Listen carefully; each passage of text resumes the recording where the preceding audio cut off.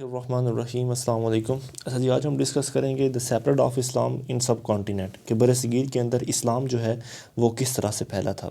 سب سے پہلے اس کا تھوڑا سا انٹروڈکشن دیکھ لیتے ہیں۔ تقریباً 13ویں صدی کے شروع کے اندر مسلمان جو ہیں وہ پولیٹیکلی طور پر کافی زیادہ ایک مضبوط پاور بن چکے تھے۔ پھر آہستہ آہستہ انڈینس کے ساتھ ان کے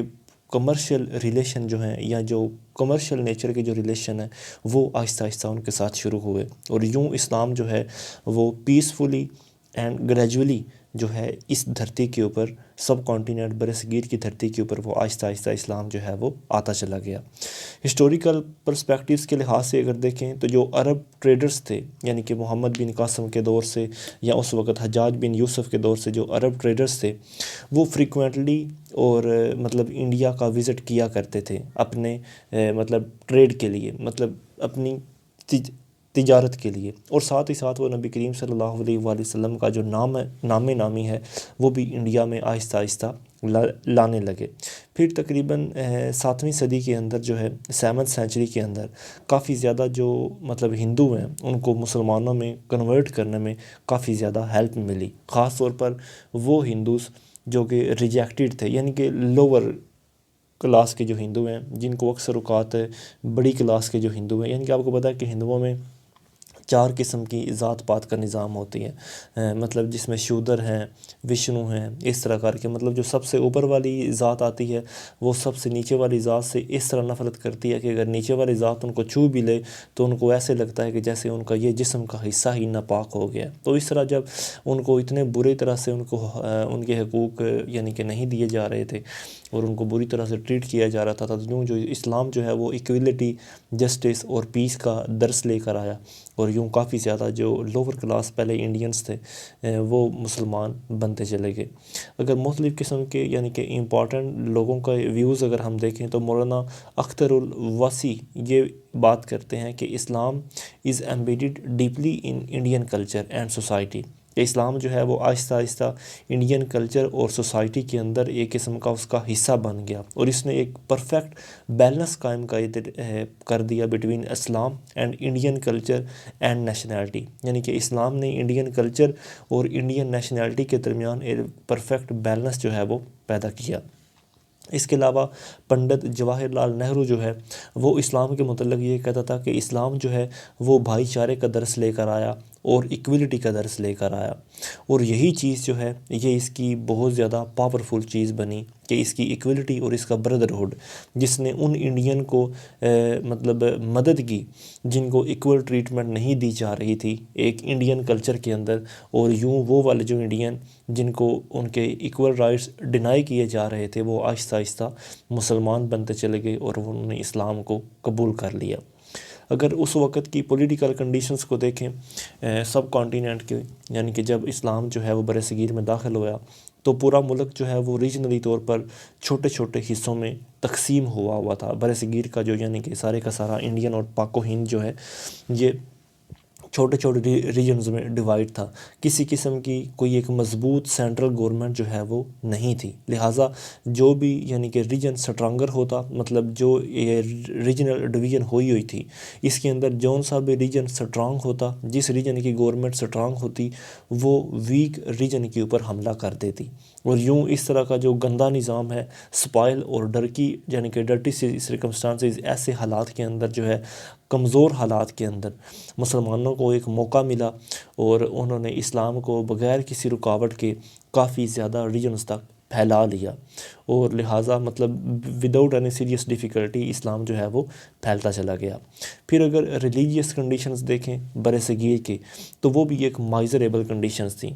ان میں سب سے پہلا جو یعنی کہ سب سے بڑا مذہب تھا یہاں پر پہلے وہ تھا بدھزم، پھر تھا جینزم، اور پھر تھا ہندوازم۔ بدھزم جو ہے وہ زیادہ پاپولر ریلیجن تھا، لیکن اسلام جو ہے یہاں پر توحید، ایکویلٹی اور جسٹس کا جب درس لے کر آیا، اس کا پیغام لے کر آیا، تو یہ مطلب باقی سارے مذاہب سے الگ اس نے اپنے آپ کو پیش کیا، اور اس نے جب ایکویلٹی کا درس دیا تو اسلام کو آہستہ آہستہ ریکوگنیشن ملنے لگی، اور اس نے بدھزم کو ریپلیس کر کے اس کی جگہ لے لی. یعنی کہ ہندوازم تو چلو تھا ہی پہلے نمبر پر، اور ہندو جو ہے وہ ویسے بھی یعنی کہ تعداد میں بھی زیادہ تھے، لیکن اسلام جو ہے وہ آہستہ آہستہ اس کو پاپولیرٹی ملی اور اسلام کا دوسرے نمبر پر یعنی کہ آ گیا، کہ اسلام جو ہے وہ سیکنڈ نمبر پر آ گیا. انڈیا کی اگر اکانومک کنڈیشنز کو اس وقت دیکھیں کہ جب یعنی کہ محمد بن قاسم انڈیا میں آیا تھا، تو اس وقت اس سے پہلے یہاں اکانومک کنڈیشنز جو تھیں وہ انڈیا کی اس طرح کی تھی کہ تقریباً ہم کہہ سکتے ہیں کہ پوری دنیا کے اندر جو 27% ٹریڈ ہوتی تھی وہ انڈیا کے ذریعے ہی ہوتی تھی. یعنی کہ انڈیا کی اتنی زیادہ مونوپلی تھی اس کے اوپر، اس کو ایک گولڈن سپیرو کا نام دیا جاتا تھا، انڈیا کو گولڈن سپیرو کا اس کی اکانومی کا. لیکن یعنی کہ فائدہ یہ تھا کہ مطلب ہوا یہ تھا کہ اس کی جو اکانومی ہے وہ تھی تو ابنڈنٹ، یعنی کہ مطلب کافی زیادہ اس کی اکانومی بھی تھی، اور اس کے نیچرل ریسورسز بھی کافی زیادہ تھے، اور اس کا ٹریڈ اور ایگریکلچر کے اوپر جو ہے وہ مطلب سیٹ اپ بھی اس کا کافی زیادہ تھا. یعنی کہ ایگریکلچر کے جو گڈس ہیں وہ بھی اس میں کافی زیادہ اس کے پاس زیادہ تھے، اور ٹریڈ کے لیے باقی چیزیں بھی اس کے پاس تھیں. اس کے ٹریڈ لنکس جو تھے انڈیا کے اس وقت وہ تھے ایران اور دوسرے عرب ممالک کے ساتھ. لیکن اس کی جو دولت تھی وہ صرف چند ایلیٹ کلاس جو لوگ ہیں ان کے ہاتھوں میں تھی، اور یوں جو لوور کلاس لوگ ہیں وہ کافی زیادہ اکانومک پراسپیرٹی سے محروم تھے. مطلب اس لحاظ سے مطلب محروم تھے کیونکہ مونوپلی جو تھی عموماً وہ امیر لوگوں کی تھی، اور دولت جو ہے وہ صرف چند ہاتھوں میں ہی ریل پیل کر رہی تھی. وہ الگ بات ہے کہ انڈیا جو ہے پھر بھی اس وقت اس کی کنڈیشن اکانومیکلی کافی زیادہ بہتر تھی. اگر انڈیا اور عرب کے اس وقت ٹریڈ ریلیشنز کی آپ بات کریں، یعنی کہ انڈو عرب ٹریڈ ریلیشن میں، تو عرب جو ہیں وہ کئی مرتبہ انڈیا کا وزٹ کیا کرتے تھے بیفور دی رائز آف اسلام. یعنی کہ اسلام لانے سے پہلے بھی یا اسلام کا یہاں پر قیام آنے سے پہلے انڈیا کے اندر کافی مرتبہ جو عربز ہیں وہ انڈیا کے ساتھ ٹریڈنگ کیا کرتے تھے. عرب جو ہیں وہ اکثر اوقات کیرالا کو وزٹ کیا کرتے تھے، اور وہاں سے وہ کالی مرچ اور جو ان کے اونٹ ہوتے تھے ان کے لیے وہ توشہ یا ان کے لیے جو چارہ وغیرہ ہے وہ اس کی ٹریڈ کیا کرتے تھے. اس کے ساتھ ساتھ انہوں نے اسی ٹریڈنگ کے تحت انہوں نے کافی زیادہ انڈین کے ساتھ مضبوط ریلیشن شپ انہوں نے قائم کیا. پھر انڈین جو ہیں انہوں نے اس کے بدلے میں مطلب پیسے تو خیر وہ لیتے ہی لیتے تھے، لیکن عرب لوگ جو ہیں ان سے انہوں نے ٹریڈنگ بھی سیکھی، اور ساتھ ہی ساتھ انہوں نے نیویگیشن کا جو طریقہ ہوتا ہے، کیونکہ عرب جو ہیں وہ سمندر کے اندر تیرنا اور سیلنگ کرنا جانتے تھے، لہٰذا انڈین نے ان سے یہ بھی سیکھا. اور یوں آہستہ آہستہ مطلب عرب ٹریڈر جو ہیں انہوں نے انڈیا کے اندر اسلام جو ہے وہ پھیلانا شروع کر دیا، اور کافی زیادہ انڈینس جو ہے وہ کنورٹ بھی ہوئے. اس کے ساتھ ساتھ بہت سارے جو عرب ٹریڈرس ہیں وہ جو مالابار کی کوسٹ ہے، یعنی کہ مالابار کا جو ساحل ہے سمندری ساحل، وہاں پر کافی زیادہ ٹریڈر جو ہیں وہ سیٹل بھی ہو گئے تھے، پرماننٹ انہوں نے وہاں پر رہائش بھی قائم کر لی تھی، یعنی کہ انڈیا کے اندر ہی. اور یوں جو ان کے ارد گرد کے لوگ تھے، جو وہاں کے لوکل لوگ تھے وہ ان کے پاس آتے تھے اور اسلام کے بارے میں سوالات وغیرہ ہوتے تھے، اور یوں جو اسلامک ٹیچنگز ہیں وہ پھیلنا شروع ہو گئیں، اور کچھ جو انڈینس ہیں وہ کنورٹ بھی ہونا شروع ہو گئے تھے. کیونکہ عرب ٹریڈر جو ہیں وہ مطلب مغربی گجرات اور جو مالابار کوسٹ ہے کہ کیرالا کے اندر، یعنی کہ مالابار کا ساحل جو کیرالا میں ہے وہاں پر چونکہ مسلمان جو عرب ہیں وہ وہاں پر سیٹل ہونا شروع ہو گئے تھے. اب بات کرتے ہیں کچھ جو سب سے اہم ایکسپیڈیشن جو تاریخ میں کئی بار دہرائی جاتی ہے، وہ یہ ہے کہ حجاج بن یوسف نے جب محمد بن قاسم کو بھیجا کہ وہ راجہ داہر کی حکومت کا جا کر تختہ پلٹ دے. ہوا کچھ یوں کہ حجاج بن یوسف جو کہ عراق کا گورنر تھا اور امیہ خلافت کا یہ رولر تھا، اس نے یعنی کہ اپنی کافی زیادہ ایکسپیڈیشن جو ہے وہ انڈیا میں پہلے بھی بھیجی تھیں، لیکن جب پہلا سٹیپ اسلام میں آیا تو وہ ایک ایسی وجہ یعنی کہ ایک اور وجہ بنا. دراصل تاریخ جو ہے اس کے اندر کئی ایسے شواہد پائے جاتے ہیں کہ جو آج ہمیں شاید نہیں پتہ، یعنی کہ کیا پتہ کہ حقیقت کچھ اور ہو اور ہمیں کچھ اور بتائی جا رہی ہو. کیونکہ کافی لوگ جو ہیں وہ اس بات کے اوپر بھی انسسٹ کرتے ہیں کہ جب راجہ طاہر نے مطلب حجاج بن یوسف نے راجہ طاہر کے اوپر حملہ کرنے کے لیے محمد بن قاسم کو بھیجا تو اس کا مقصد اسلام کو رائز کرنا نہیں تھا، بلکہ اس کا مقصد تھا کہ وہ وہاں سے دولت کو لوٹ کر لائے اور عراق میں آ کر مجھے یعنی کہ دولت دے، مطلب مال غنیمت کے نام سے جو مطلب اس کا دل تھا کہ مطلب دولت جو ہے وہ وہاں سے لوٹی جائے۔ خیر یہاں پر کیا ہوتا ہے کہ جو رولر آف سرندیب ہوتا ہے، سرندیب کا جو راجہ ہوتا ہے، وہ کچھ قیمتی تحفے اور تحائف جو ہے وہ مسلمان گورنر راجہ داہر کو حجاج بن یوسف کو کچھ قیمتی تحفے اور تحائف جو ہے وہ بھیجتا ہے۔ یہ جو قیمتی تحفے اور تحائف ہوتے ہیں، یہ جن کشتیوں میں جا رہے ہوتے ہیں ان میں کچھ بیوہ عورتیں بھی ہوتی ہیں، کچھ یتیم بچے بھی ہوتے ہیں، اور کچھ مطلب مسلمان بھی ہوتے ہیں جو بوڑھے بھی ہوتے ہیں، غریب بھی ہوتے ہیں۔ لہٰذا یہ جو شپس ہیں ان کے اوپر جو سمندری پائرٹس ہیں انڈینز، وہ ان کو لوٹ لیتے ہیں اور ان کو بندی بنا لیتے ہیں۔ اب جب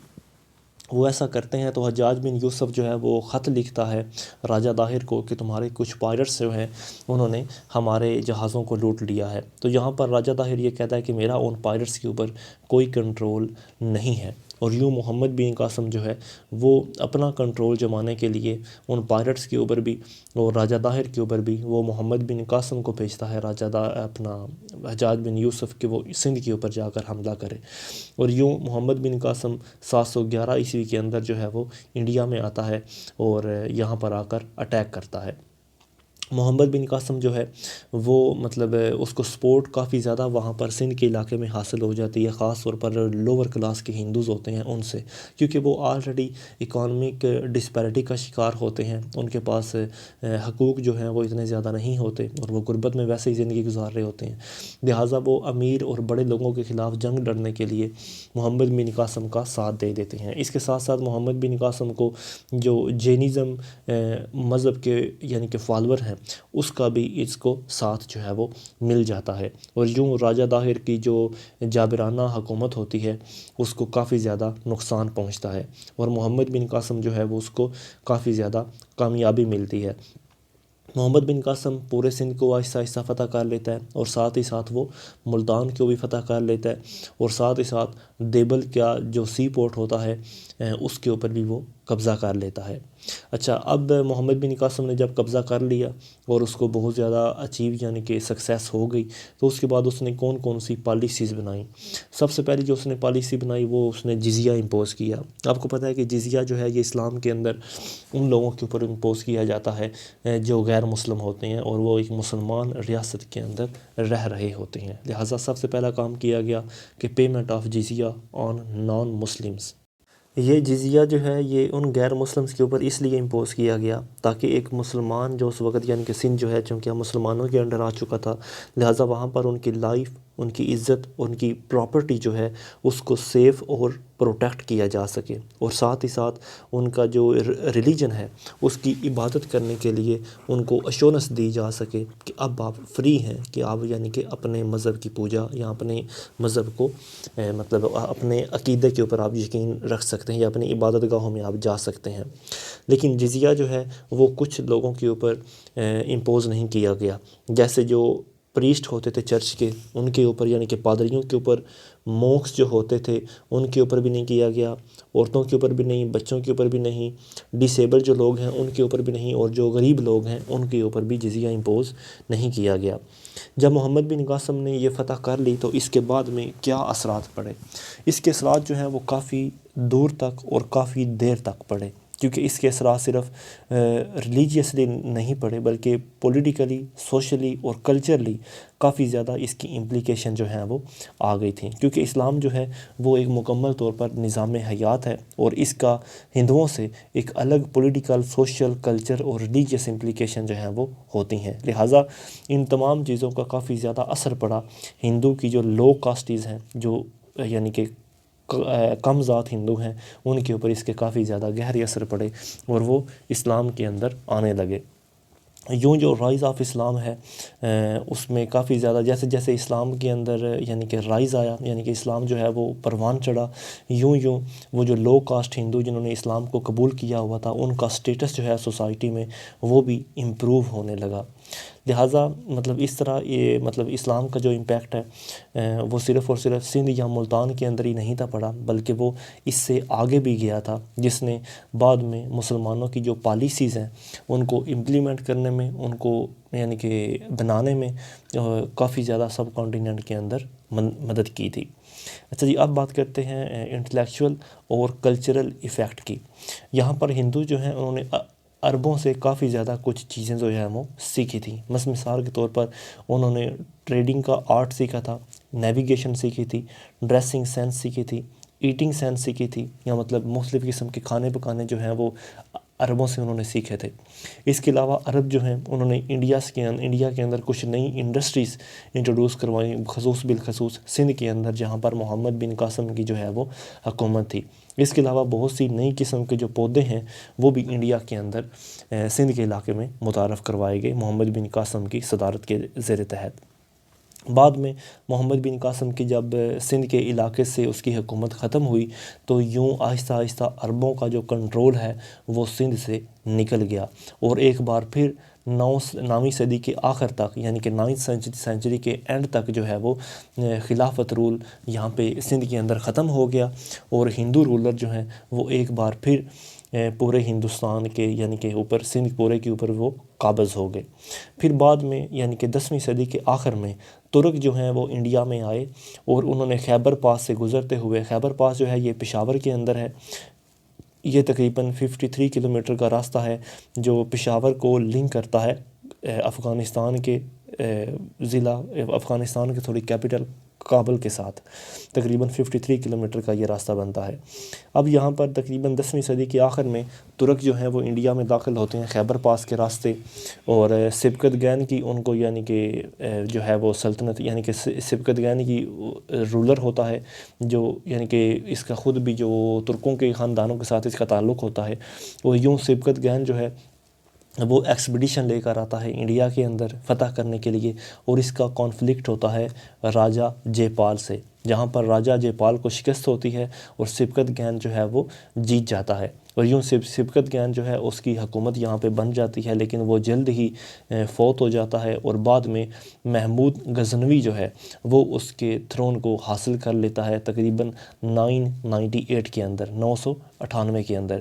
پھر محمود غزنوی جو ہے وہ انڈیا کے اوپر 1001 سے 1027 تک کافی بار حملے کرتا ہے، تقریباً یعنی کہ کہا جاتا ہے کہ وہ 17 بار حملے کرتا ہے، لیکن وہ جو اس نے سارے کے سارے حملے کیے تھے وہ اسلام کی سروس کے لیے نہیں تھے، یعنی کہ اس کا یہ ارادہ نہیں تھا کہ وہ اسلام کو رائز کرے گا، بلکہ اس کا یہ ارادہ تھا کہ وہ اپنی سلطنت کو سینٹرل ایشیا تک آگے بڑھا لے گا، یا مطلب مکمل پورے ایشیا تک وہ جو ہے وہ یعنی کہ رول کرنے لگ جائے گا۔ لہٰذا غزنوی جو ہے مطلب انہوں نے نارتھ انڈیا میں کافی زیادہ رول کیا۔ غزنویوں نے، محمود غزنوی نے تقریباً 175 سالوں تک، یعنی کہ محمود غزنوی کے بعد میں خاندانوں نے بھی، یعنی کہ غزنوی سلطنت نے تقریباً 175 ایئرس تک رول کیا، اور اس وقت تک تقریباً 1187 تک۔ پھر بعد میں جو ہے وہ سلیو ڈائنیسٹی وغیرہ آ گئی، مطلب باقی جو تغلق ڈائنیسٹی جو ہے یہ چیزیں بعد میں آئیں۔ پھر اس چیز کے یعنی کہ اسلام جو ہے مطلب اس کے کیا اثرات پڑے سب کانٹیننٹ کے اوپر۔ اسلام نے کافی زیادہ یعنی کہ امپارٹنٹ انفلوئنس کیا سب کانٹیننٹ کے اندر، بر صغیر کے اندر، کیونکہ ترکش جو لوگ ہیں وہ انہوں نے پرشین کو انٹروڈیوس کروایا، یعنی کہ فارسی جو زبان ہے انہوں نے انٹروڈیوس کروائی سب کانٹیننٹ کے اندر۔ پرشین جو زبان ہے یہ عربک کے ساتھ اس کی تھوڑی منگلنگ ہے، عربک، سنسکرت اور باقی جو لوکل لینگویجز ہیں ان سب زبانوں سے کو ملا کر پھر اردو جو ہے اس کا قیام عمل میں آیا، اور بعد میں مغل آرکیٹیکٹ اور مغل امپائر جو ہے وہ اسی طرح اس کی بنیاد پڑی۔ تو یہ تھا rise of Islam in the Indian sub continent. تو اگر کوئی آپ کو اس کے حوالے سے کویسچن ہو تو ضرور پوچھیے۔ السلام علیکم۔